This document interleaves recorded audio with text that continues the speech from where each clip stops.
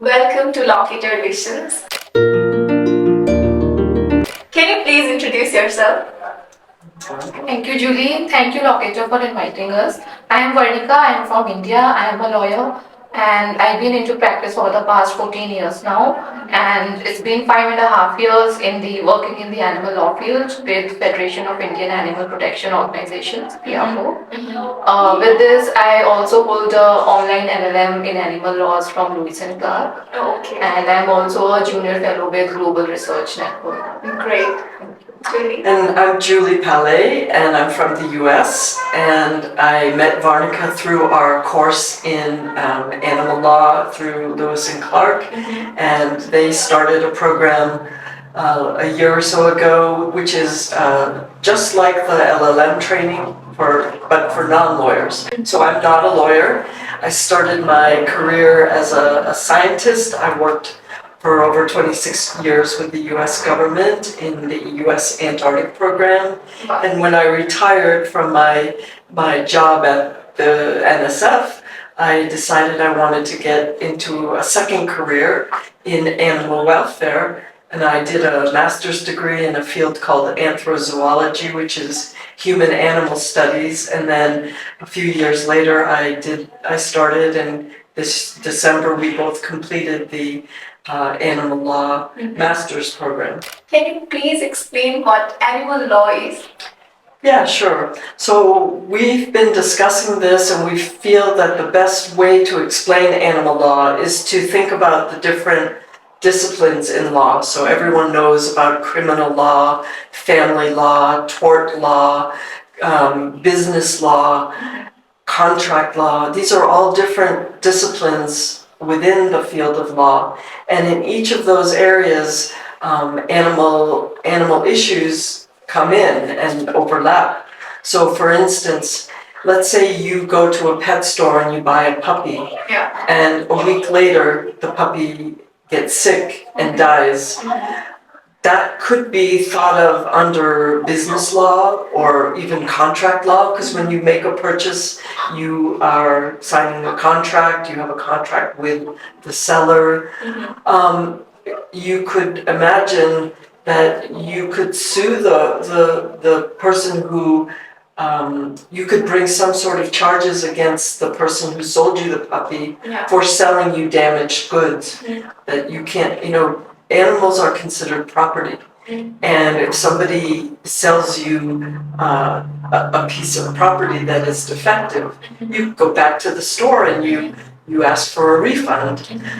Similarly, even though culturally in Asia it's not as common for people to get divorced, you can imagine in the US we have cases where a couple has a pet dog, and for whatever reason they decide that they need to part ways and they want to get a divorce, and so they go to court. And sometimes there arise issues between the couple because both of them want to keep the dog. So there are custody issues, just like there are for children. So these are just two examples of how animal law overlaps all the different areas of law. This question is for Varnika. People are confused between animal rights and animal welfare. So what is the difference between these two? I think it's a very interesting question. I will try to explain it as much as I can. So, as Julie said, that animals are property. So, the animal welfare is what, as a property, what you are doing is you are making the life of an animal with less, less cruel way. You are making the environment of an animal better. Like if for farm animals or for for the chickens, if they are in a battery cage, maybe as an animal welfare, what you can do is you can start free cage farms for chickens. So that would be animal welfare. But what would be the animal right? If we talk about animal right, it is mainly giving a right to the animal, and it means that their property status is going away. So in animal welfare, if you are bringing up a farm so that there is less cruelty to the chicken, so if that chicken gets the animal right, then it means now it has become a jurist personality and it has a right on its own, and you do not have right to consumer. So animal welfare is that you can use the animals for your benefit, but by less cruelty. If an animal has right to, so humans cannot use them for their own benefit. So this is the major difference. My question is for both of you. Could you please explain what are the animal laws in your country? I'll go first this time. So one area that I like to talk about, which people can relate to here in Nepal, is the issue of what we call leash laws. So this is just one example for companion animals or domestic dogs. It doesn't apply to cats, but when some cities have enacted what we call leash laws, which means that when a dog is going off their property, it must be under the supervision of their owner, whether it's actually on a physical leash or whether the dog is very well trained to stay by the owner's side. But what this does is it prevents dogs from roaming around, it prevents them from getting injured or damaging a person's property. They might go out into the road and somebody hits them with their car and their car gets damaged. Then that's the fault of the owner, because it's the property of the other owner who had the dog, and if they damage their neighbor's car when they drive by, then there could be problems. But we have what we call leash laws, and it's really done for the benefit of both the owner of the dog, because you don't want your dog hit by a car and killed. Also, it's for the benefit of the public, because many people are afraid of dogs or don't want a dog going onto their next door neighbor's property.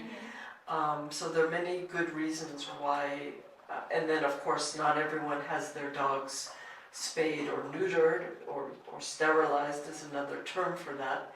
And if that dog goes to their neighbor's dog and makes new puppies, it's going to increase the population, and of course here that's the major problem. Varnika. In India, there are separate laws for wild animals and for all animals. So Prevention of Cruelty to Animals Act is the major welfare act for all animals, which provides the offences of cruelty, that what would be the unnecessary suffering that you are inflicted on an animal. So it includes, tethering, unnecessary tethering, unnecessary caging, or beating, killing, poisoning, or abandoning an animal. This act also provides a duty on the owner that he or she should take the care of the animal. And it has separate provisions for animals used in experiments or used in performance, and it provides the duty of police. So this is the one act, and the another act is Wildlife Protection Act of 1972, which covers the wild animals, and it has offences of hunting not only wild animals, birds, and even plants. And so this is the another act. Other than this, under the Constitution of India, also under Article 48A, it is a duty of the state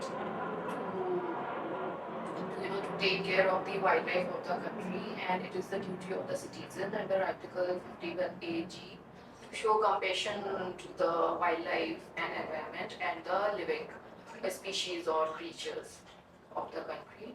And then other than these three, the Indian Penal Code talk about some important offences of which we say sexual crimes against animals, under section 377, and that is the animal rape.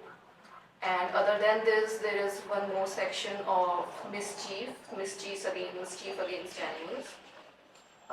So these are some of the laws, and other than these provisions, there are certain rules for feeding. Then there are animal birth control rules, there are slaughter rules. This question is again for both of you. What are the best practices of animal welfare in your respective countries that you think Nepal should also adopt? Personally, I would like to see Nepal establish a law enforcement arm of the police that advocates for dogs and that actually enforces the laws that are in existence. In the US, we have what are called animal control officers or humane law enforcement officers, and these are specially trained law enforcement or police officers who know about animal behavior, know how to deal with dogs, and they look out for and help the community when there's an incident. Normally here in Nepal, if there's an act of animal cruelty or if a dog gets hit by a vehicle, it's left up to the public, it's left up to the citizens to deal with these issues. And many people don't have the training, but if you had trained, specially trained officers, and it could be considered a very prestigious position. For instance, in the Netherlands, there's a very highly skilled, highly trained group of officers that help enforce the laws and look out for the welfare of dogs, whether they're own dogs or if it's a dog that becomes lost and is stray and they bring them back to their owners. So it could really improve the welfare of the street dogs here in Nepal. So in India, I would say one of the best practices in animal law is through judicial activism. When the enforcement agencies, authorities are not able to enforce the laws, we have seen that judicial orders have always come to our help, and some of the examples that I can give is regarding the circus animals. In 2000 or 2001, a notification came out from the government to ban 5 wild animals from circuses. However, it was withdrawn. So, but in the case of NR Nair, when the case was filed, and actually it was the court from which we got the favorable order, and these 5 animals, bear, monkey, panther, tiger and lion, they were completely banned from using in animals. And also if I talk about performing animals, they are required to be registered with Animal Welfare Board of India, and only animal can be used to perform.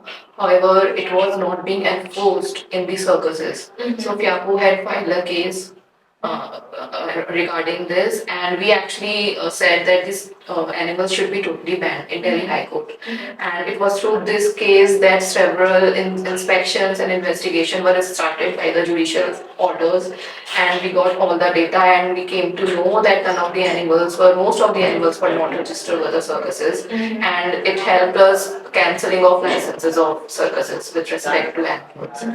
And if I talk about the street dogs, there are laws on the papers regarding sterilization or no cruelty. However, it is really difficult to enforce it. Somewhere it is in few cities, but this case is pending in the Supreme Court of India. And few of the states, because India is a federal country, the states on the issues of animals can make their own laws. So they have this law that the street dogs, if they are creating real nuisance, so they can be picked up or they can be killed. But it is always the courts who have always banned it, and they have always come in support that you should, implement the Central Act, which is the PCA, and there is no provision for killing of street dogs in such a way. And because it is because of the Supreme Court orders that it has not been done till yet. And the Supreme Court in 2 to 3 judgments, they have also now speak about animal rights.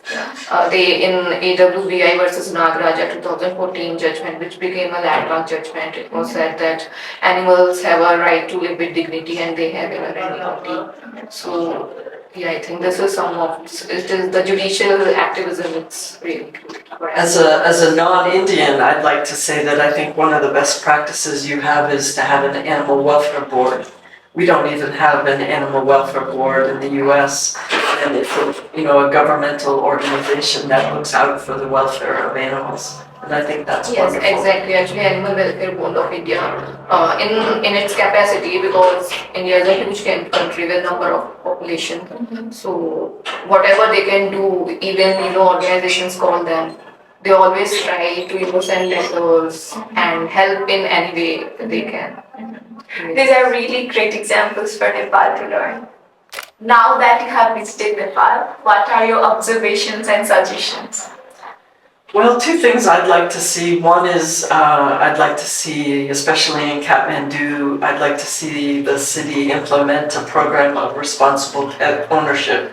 And what this means is that people would be required to register their dogs and have microchip so that if somebody abandons a dog, that they could be tied to the previous owner. Yeah. And it turns out that many of the dogs that end up on the streets are abandoned dogs, often dogs that are either unhealthy or have behavioral issues that the people have gotten from a breeder.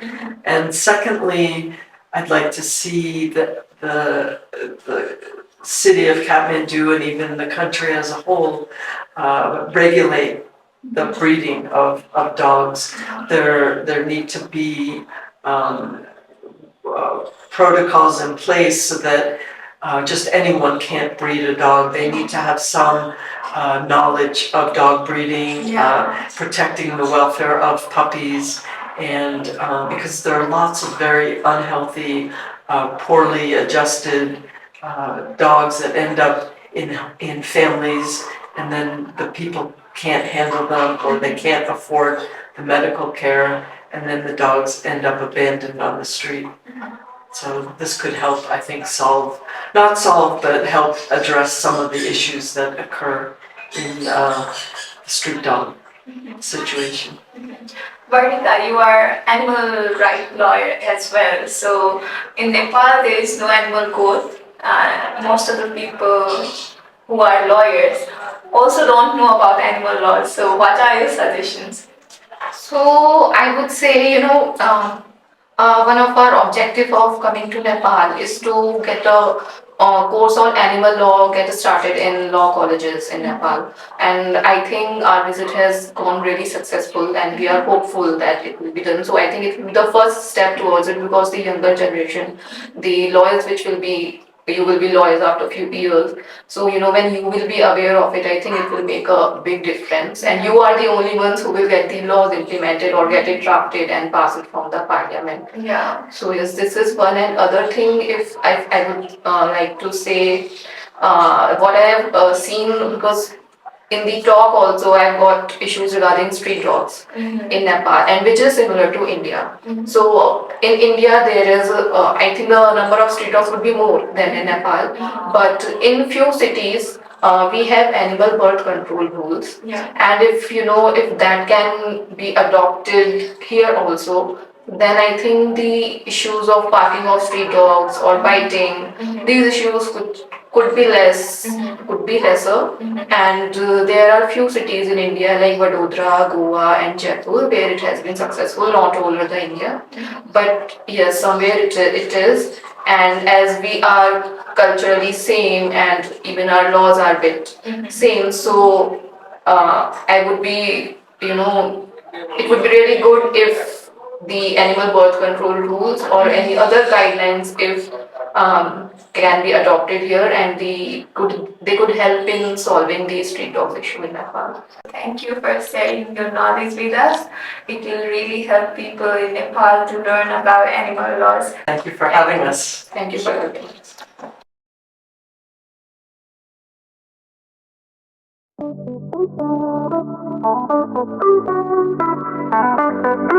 Compare, contrast, and choose the best.